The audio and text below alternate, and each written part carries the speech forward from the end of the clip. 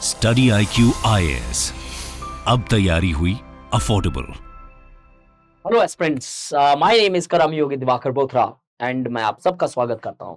आज एक ऐसा टॉपिक जो 100% इस साल आएगा ही नहीं, बट डेफिनेटली रेलेवेंट है फॉर एवरी इंडियन। बिकॉज ये जो केस था, एक ऐसा केस है इंडिया के अंदर जिसने पूरा का पूरा इंटरप्रिटेशन कॉन्स्टिट्यूशन का चेंज कर दिया। इससे बहुत डिबेट्स आई कॉन्स्टिट्यूशन में, क्या जुडिशरी सुप्रीम है, क्या लोग सुप्रीम है, या क्या पार्लियामेंट सुप्रीम है, या फिर कॉन्स्टिट्यूशन सुप्रीम है। वो केस आज डिस्कस करेंगे जिसको 50 साल हो चुके हैं। इस साल जो लोग मेंस लिख रहे हो, एटलीस्ट अगर आपके फेलो एस्पिरेंट्स लिख रहे हैं तो do share this video. This question is a short appearance in your paper two GS this year. शायद अगर किसी की प्रोबेबिलिटी सबसे ज्यादा है तो शायद इसी टॉपिक की है। आज इस नेक्स्ट 15 to 20 मिनट्स में today will deal with the Kesavananda Bharati case, जिससे इंडिया के अंदर आया नोशन ऑफ बेसिक स्ट्रक्चर। ये बेसिक स्ट्रक्चर इंडिया के ही अंडरस्टैंडिंग से नहीं बना है। जुडिशियल इंटरप्रिटेशंस आउटसाइड इंडिया, कुछ कॉन्स्टिट्यूशनल एक्सपर्ट्स हैं, उन्होंने कुछ अंडरस्टैंडिंग्स दी थी, उसके बेसिस पे बना। But rather than going into the philosophy and theory of this, will be discussing this case. And ये रिसेंटली करंट में भी रहा है, ना कि सिर्फ 50 साल इसको हुए हैं, बट ये रिसेंटली शायद 2 या 2.5 महीने पहले एक स्टेटमेंट आया था वाइस प्रेसिडेंट का कि बेसिक स्ट्रक्चर डॉक्ट्रीन है जो कहीं ना कहीं वायलेट करती है कॉन्स्टिट्यूशनल स्पिरिट को, जहां पे वी द पीपल जो पॉलिटिकल रिप्रेजेंटेटिव को चूज करते हैं उनका पावर कम कर देती है और जुडिशरी को पावर देती है लॉ बनाने का या फिर अधिकारों के बारे में डिसाइड करने का। तो एक डिबेट फिर से छिड़ी, क्या basic structure doctrine parliamentary sovereignty को हैम्पर करता है? आज नेक्स्ट 20 मिनट्स में the things would be amply clear here. तो लेट्स बिगिन दिस। 24 अप्रैल 2023 में केशव नंदा भारती केस आता है और Kesavananda Bharati was a state of Kerala, completed 50 years, that is this 2023 को 50 इयर्स कंप्लीट करता है। 1973 में आता है, पार्डन मी। अब इस केस का एसेंस क्या था? इसने एक बेसिक स्ट्रक्चर डॉक्ट्रिन दी जो कुछ बेसिक मूल्य, वैल्यूज या प्रिंसिपल्स अपने कॉन्स्टिट्यूशन के, संविधान के, जिसे छेड़ा नहीं जा सकता। कोई भी लॉ अगर आप बनाते हो, कोई भी पॉलिसी अगर आप बनाते हो, अगर इस बेसिक मूल्यों को वायलेट करती है तो वो पॉलिसी जुडिशरी एक्सेप्ट नहीं करेगी with the condition that it violates the basic principles, therefore it would be declared null and void। और इस डॉक्ट्रिन के बेसिस पे जुडिशरी ने काफी जजमेंट्स दिए हैं, जिसके बेसिस पे बहुत सारे इंपॉर्टेंट अमेंडमेंट्स भी कॉन्स्टिट्यूशन के खारिज कर दिए गए, जिसमें एक है नेशनल जुडिशियल अकाउंटेबिलिटी कमीशन, जो कोलिजियम सिस्टम को रिप्लेस करने के लिए बना था। तो करंट का घेराव देखो, कोलिजियम सिस्टम इस साल डिबेट में रहा। 50 साल केशव नंदा केस के हो रहे हैं, वाइस प्रेसिडेंट ने ऐसा स्टेटमेंट दिया, तो शायद एक शॉर्ट रेसिपी बन गई आपके लिए कि इस क्वेश्चन को एटलीस्ट आपके पॉकेट में रखने के लिए, ताकि आपका एटलीस्ट एक क्वेश्चन वो 8 मिनट से कम स्पैन में हो जाए एग्जामिनेशन में। The basic structure doctrine marks certain features of the constitution as incapable of destruction, जो जिसको चेंज नहीं किया जा सकता, जिसके एसेंस को खत्म नहीं किया जा सकता। कोई भी अगर लॉ बनाया जाता है तो वो खारिज किया जाएगा इस एकमात्र इंटरप्रिटेशन पे जो इस जजमेंट से आई। अब एक क्रिटिक जो होते हैं, हर चीज के रहते हैं, इसके भी होंगे। The criticism often leveled against it is this, that it allows the unelected to dominate the sovereign will। अब एक क्रिटिसिज्म है कि जुडिशरी को इलेक्ट नहीं किया गया है, और अगर पार्लियामेंट, जहां पे रिप्रेजेंटेटिव जो लोगों से आते हैं, जो वी द पीपल है, प्रीएम्बल का एक बेसिक स्पिरिट है या कॉन्स्टिट्यूशन का बेसिक स्पिरिट है, उन लोगों से ही अगर पावर ले लिए जाएंगे और जुडिशरी करने लगेगी इंटरप्रिटेशंस, तो कहीं ना कहीं वो पार्लियामेंट्री सोवर्निटी खत्म हो जाती है। तो क्या वो एक बेसिक प्रिंसिपल वायलेट नहीं हो रहा है इसी बेसिक स्ट्रक्चर से? अब आज हमारा ये मुद्दा है कि देखें क्या सच में इससे हो रहा है पार्लियामेंट की सोवर्निटी का violation. Before going further, just a small amount of information. Sociology का बैच स्टार्ट हुआ 18 तारीख से, जहां पे अब मैं कल से सोशियोलॉजिकल थियरीज डिस्कस करूंगा, जहां पे पिछले 3 दिन हमने सिलेबस को डिस्कस किया है। तो it's a right time, at the same time we also have a cell of optional, जहां पे अगर आप डिव लाइव कोड यूज करते हो तो 24,000 से ये फीस रिड्यूस होके 13,999 हो जाएगी, 13,999. But the sale is only relevant, or only this code or this scheme is only relevant till the 26th of July, that is the coming Wednesday. Do get into this so that you not only miss your classes, but at the same time you start it from the very basic. And ये मेरा promise है आपसे कि sociology का हर सब topic sociological तरीके से cover होगा, और जितनी नोट्स दी जाए उससे एक पेज एक वर्ड भी एक्स्ट्रा पढ़ने की आपको जरूरत नहीं होगी। चॉइस अगर है तो वो आप पढ़ सकते हो। तो don't miss this opportunity, because this is the right time to start your sociological preparations. The class timings are 1 to 4, Monday से थर्सडे और फ्राइडे को डाउट सेशन होते हैं। तो मंडे से फ्राइडे आपकी क्लासेस रहेगी और इसके अंदर टेस्ट सीरीज भी इंक्लूडेड है। पहले 15 मिनट हम डाउट्स लेते हैं, क्वेश्चन डिस्कस करते हैं प्रीवियस ईयर जो टॉपिक किया गया है, और लास्ट 15 मिनट एवरीडे डाउट, और फ्राइडे को सिर्फ डाउट सेशंस, ताकि ये ऑनलाइन आपको ऑनलाइन लगे ही नहीं, आपको लगे कि आप ऑफलाइन में तैयारी कर रहे हो।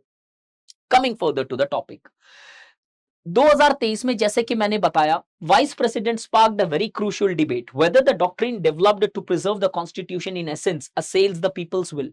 क्या पीपल्स विल को वायलेट करता है, और अगर वो पीपल्स विल को वायलेट करता है तो क्या basic structure of basic doctrine, क्या बेसिक स्ट्रक्चर के ही एसेंस को वायलेट नहीं कर रहा है।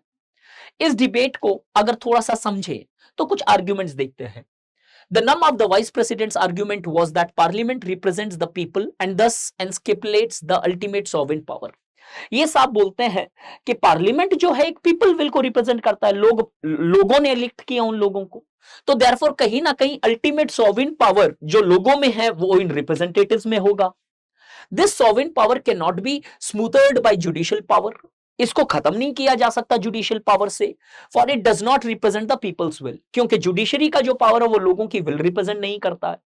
तो मुद्दा ये आया, क्या बेसिक स्ट्रक्चर डॉक्ट्रिन ही बेसिक प्रिंसिपल्स को वायलेट नहीं कर रही है वी द पीपल के। He cited the last notable usage of doctrine to assert that unelected have the last say in directing vital constitutional developments.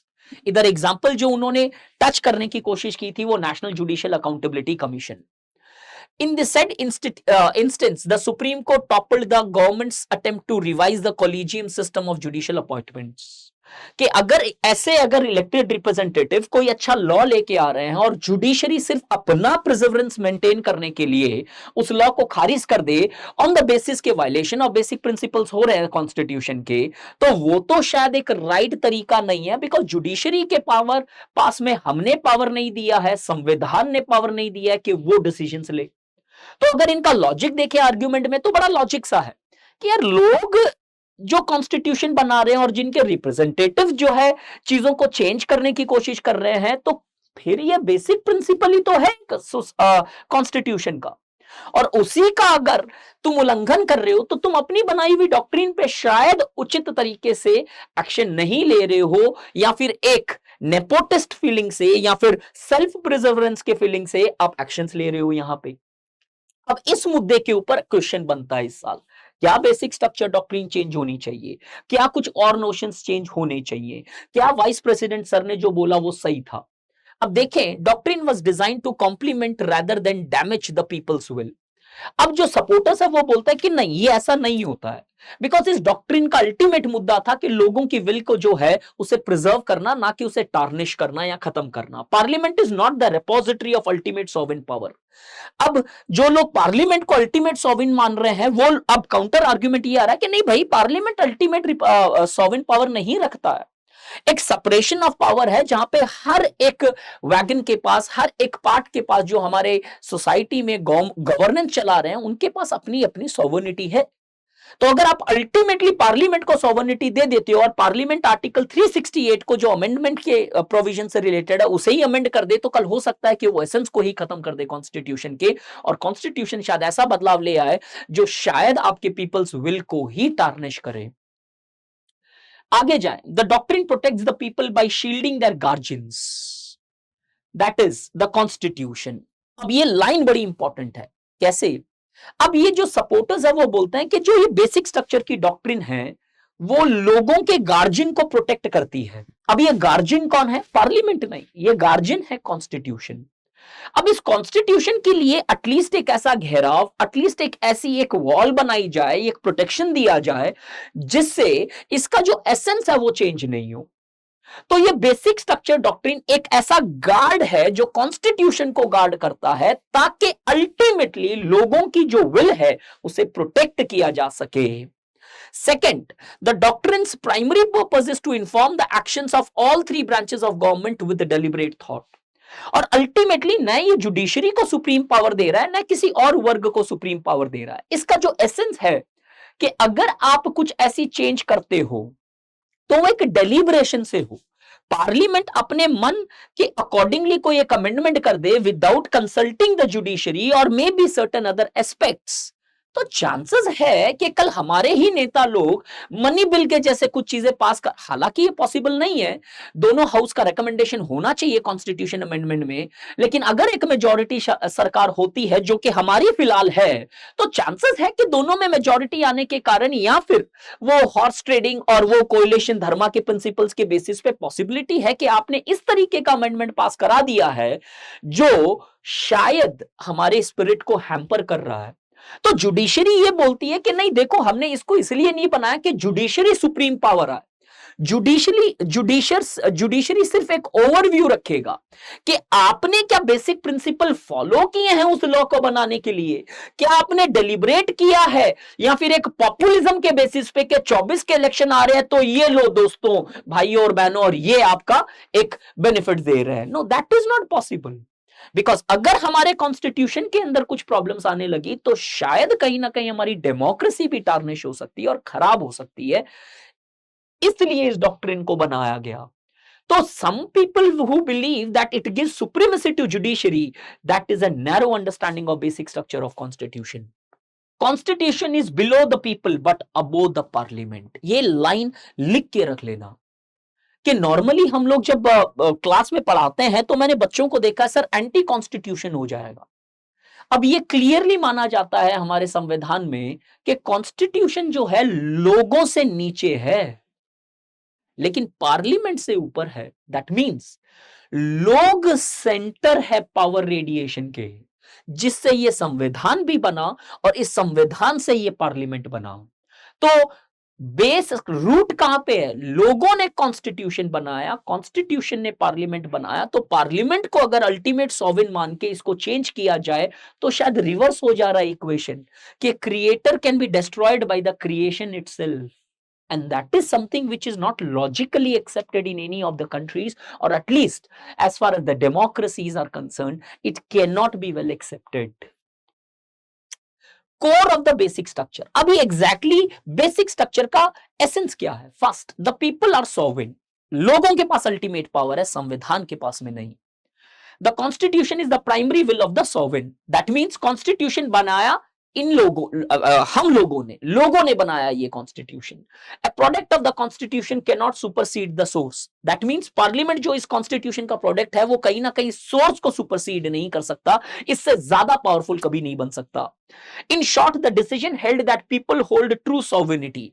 जो केशवनंदा केस था उसमें ultimate essence ये था कि लोगों के पास सॉवरेनिटी है, the closest manifestation of which is the constitution, जो दिखाई देता है कॉन्स्टिट्यूशन के अंदर। तो अगर हम कॉन्स्टिट्यूशन को लोगों की विल मान ले और उस लोगों की विल को अगर संविधान चेंज करने की इस तरीके से कोशिश कर रहा है कि लोगों के लिए नुकसान हो, तो वो चीज एक्सेप्ट नहीं की जाएगी। उसका अल्टीमेट डिसीजन लेने के लिए जुडिशरी ने अपने हाथ में ये पावर रखा कि they can interpret the constitution on the basis of this doctrine.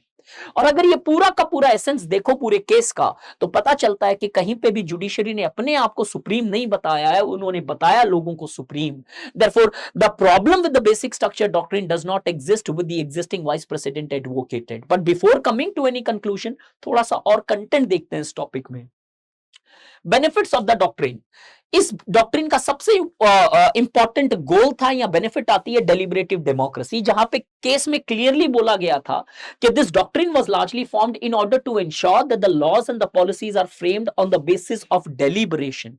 Deliberation से हम बनाएंगे चीजों को, ना कि इंपोजिशन के बेसिस पे हम बनाएंगे। Application of the doctrine. अब ये एप्लीकेशन जब इनिशियली आई तो ये नॉर्मली कॉन्स्टिट्यूशनल अमेंडमेंट पे ही चल रही थी, लेकिन आज देखा गया कि बेसिक स्ट्रक्चर डॉक्ट्रिन सिर्फ कॉन्स्टिट्यूशनल अमेंडमेंट पे नहीं अप्लाई हो रही है, इसका एक सॉफ्ट फॉर्म भी है, इसका एक सॉफ्ट फॉर्म ऑफ एप्लीकेशन भी है। तो दो तरीके से इसको अप्लाई किया जाता है। पहला है hard form, when the basic structure reviews looks for an abridgment of the basic structure of the constitution, here it strikes down the state action. ध्यान से समझना, इसका मतलब यह है कि अगर कोई ऐसी चीज जो सरकार कर रही है अपने पॉलिसी से, अपने लॉ से, या किसी भी एक प्रकार के एक्शन से, अगर वो किसी भी बेसिक पॉइंट को वायलेट करती है जो बेसिक स्ट्रक्चर डॉक्ट्रिन के अंदर शामिल किए गए हैं, तो उसे नल एंड वॉइड डिक्लेयर कर दिया जाएगा। इसे बोलते हैं evaluating every policy on the basis of basic structure, और अगर इससे कॉन्ट्रडिक्शन है इसे खत्म कर दिया जाए। यह होता है हार्ड फॉर्म, नलिफाइंग एक्ट। एक होता है इसका सॉफ्ट फॉर्म। सॉफ्ट फॉर्म क्या है?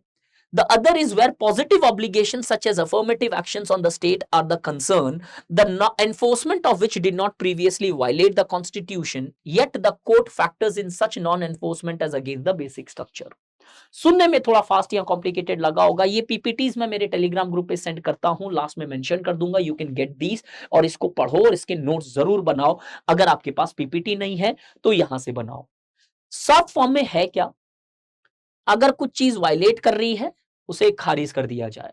लेकिन कुछ बेसिक स्ट्रक्चर की डॉक्ट्रिन्स ऐसी है कि सरकार के ऊपर ऑब्लिगेशन पुट अप करती है कि आप ये करो, और अगर सरकार आज वो नहीं करती है जो हमारी बेसिक स्ट्रक्चर डॉक्ट्रिन में है, तो भी ये डॉक्ट्रिन लगाई जाती है जहां पे सरकार को उचित डायरेक्टिव्स दिए जा सकते हैं, उचित ऑब्लिगेशंस पुट अप की जा सकती है कि please take this action because this action is required by the basic structure doctrine. जिसमें एक एग्जांपल दिया जाता है पॉजिटिव अफर्मेशन। अब ये 1972 से पहले, दैट इज 73 से पहले अगर हम देखें तो ये एप्लीकेबल नहीं था। अगर आप नहीं कर रहे हो तो नहीं कर रहे हो, जुडिशरी फोर्स नहीं कर सकता था। लेकिन आज बेसिक स्ट्रक्चर की एसेंस को अगर इंप्लीमेंट नहीं कर रही है सरकार, तो उसके लिए इंप्लीमेंटेशन भी करवा सकती है। तो ना कि सिर्फ किसी लॉ को खारिज करने के लिए इसे यूज किया जाता है, but at the same time basic structure doctrine of basic structure is also used for largely forcing और directing the parliamentarians to form a particular law which is required by the spirit of constitution reflected in the basic structure doctrine। ये बड़ी important slide है, दोनों mark करके रखना, ताकि कल अगर आए कि किस तरीके से बेसिक स्ट्रक्चर डॉक्ट्रिन ने हमारी पॉलिसीज के डायरेक्शन चेंज किए हैं, ये पूरा आंसर इसी स्लाइड के अंदर है। इससे अगर आगे जाएं तो एक स्टेटमेंट ध्यान से सुनो, the basic structure doctrine now possesses a wider application and a low activation threshold. ऐसे लाइंस आपको करंट से उठानी चाहिए। ये कितनी ब्यूटीफुली लिखी हुई है कि आज इसकी एप्लीकेशन वाइडर है। पहले सिर्फ कॉन्स्टिट्यूशन अमेंडमेंट पे थी, आज पॉलिसीज पे भी हो रही है। और साथ ही साथ में लो एक्टिवेशन थ्रेशोल्ड क्यों आया? इस सॉफ्ट फॉर्म के अंदर आया। अगर आप कोई चीज काम नहीं कर रहे हो तो भी एक्टिवेट हो जाता है। पहले सिर्फ होता था कुछ काम किया जो अगेंस्ट में तब एक्टिवेट होता था, आज नहीं करने से भी एक्टिवेट हो जाता है। तो एक ब्रॉडर इंटरप्रिटेशन आ गई है बेसिक स्ट्रक्चर डॉक्ट्रिन की। Yet applying it falls on the judiciary. लेकिन क्या ये एप्लीकेबल होगा, नहीं होगा, किस तरीके से देखा जाएगा, वो सरकार नहीं, वो जुडिशरी डिसाइड करती है। शायद इसी के कारण वाइस प्रेसिडेंट का वो स्टेटमेंट रहा। The concern that it will whimsily use the tool which may contradict the legislature's effort is flawed. That means कि ये माना जाए कि इससे पार्लियामेंट की सोवर्निटी खत्म हो जाती है, कम हो जाती है, जुडिशरी सुप्रीम हो जाती है, that is not tenable, वो एक्सेप्टेबल नहीं है। Overruling the premises of judgment on constitutional amendments and laws has mostly been the trend in parliamentary responses। ये जो प्रेजेंट चीफ जस्टिस है उन्होंने बोला, लेकिन ये स्टेटमेंट उनके सीजीआई बनने से पहले का है। कहने का मतलब ये present chief justice of India Chandrachud sir says कि ऐसा कभी हो ही नहीं सकता है, ऐसा कभी दिखाई नहीं दिया इंडिया के अंदर कि जुडिशरी जो है ओवर पावर करगी पार्लियामेंट को, क्योंकि जुडिशियल जो डिसीजंस है सुप्रीम कोर्ट के उनको बहुत बार ओवररूल किया गया है बाय अमेंडमेंट्स और बाय लार्जली फ्रेमिंग अ लॉज, जिसके बेसिस पे शायद वो जुडिशियल इंटरप्रिटेशंस वीक पड़ गई और वो लॉ अपना सेट ऑफ गाइडलाइंस प्रिस्क्राइब करने लगा। तो जब पार्लियामेंट के पास ये पावर है कि अगर कोई डिसीजन आता है जुडिशरी का, उसको ओवररूल किया जा सकता है बाय फ्रेमिंग अप्रोप्रिएट लॉज और by bringing an appropriate amendments, then in that circumstances the judiciary can not be considered as a supreme, because ultimately parliament उसे चेंज कर सकता है। अब अगर फाइनल वर्ड देखें इस पूरे के पूरे टॉपिक पे तो ये है fully illuminizes the flaw in the vice president's reasoning. ये ऊपर वाला आर्ग्यूमेंट जो है क्लियरली बताता है कि वाइस प्रेसिडेंट का रीजनिंग जो है शायद अप्रोप्रिएट नहीं है, उचित नहीं है बेसिक स्ट्रक्चर डॉक्ट्रिन के अंदर। Since the judiciary does not have a final say, parliament में revise it. Therefore saying that basic structure doctrine gives supremacy to judiciary over parliament is flaw, because the basic structure doctrine gives supremacy to the people's will, and the people's will is most closely reflected in the constitution as highlighted by the very Keshav Nanda case. Therefore ये कभी नहीं है माना जा सकता इस doctrine के अंदर एटलीस्ट कि पार्लियामेंट से हम जुडिशियल सुप्रीमेसी पे आ गए, नो। बट अब एक किस्सा इसको कंक्लूड करने से पहले, which is the most important part, do listen to it very carefully. 1973 में पीपल्स विल या 1947 में पीपल्स विल जब कॉन्स्टिट्यूशन बन रहा था, कॉन्स्टिट्यूएंट असेंबली डिबेट 49 में आता है, फिर अप्लाई होने लगता है, उस टाइम की पीपल्स विल क्या आज के पीपल्स विल सेम है या कुछ चेंजेस आए? ये डिबेट है, थोड़ा सा ओपिनियन डेवलप करना इसमें। अगर हम कॉन्स्टिट्यूशन को पीपल्स की विल मानते हैं तो क्या हमें यह भी कंसिडरेशन करना चाहिए कि लोगों की विल भी आज 70-75 साल में चेंज हुई है? शायद जो बेसिक प्रीमाइसेस कॉन्स्टिट्यूशन की एक जमाने में थी, आज कुछ और ऐड भी करने की जरूरत है या शायद कुछ डिलीट भी करने की जरूरत है। क्या basic structure doctrine of basic structure को आज चेंज करने की जरूरत नहीं है? क्या 75 साल में कुछ ऐसे बदलाव हमारे समाज, हमारी सोच या हमारे देश या काम करने के तरीके में नहीं आई, जिससे शायद अगर हम आज भी 1973 की इंटरप्रिटेशन पे चले तो हो सकता है कि कुछ प्रोग्रेसिव लेजिस्लेशन हमारी नहीं हो पाए। तो the doctrine of basic structure never gives supremacy to judiciary, but certainly एक essence of constitution needs to be preserved. But preserving essence of constitution is certainly important, but equal importance should also be given that the constitution truly reflects the will of the people. And in that circumstances, certain debate and modification in the basic structure doctrine is certainly required.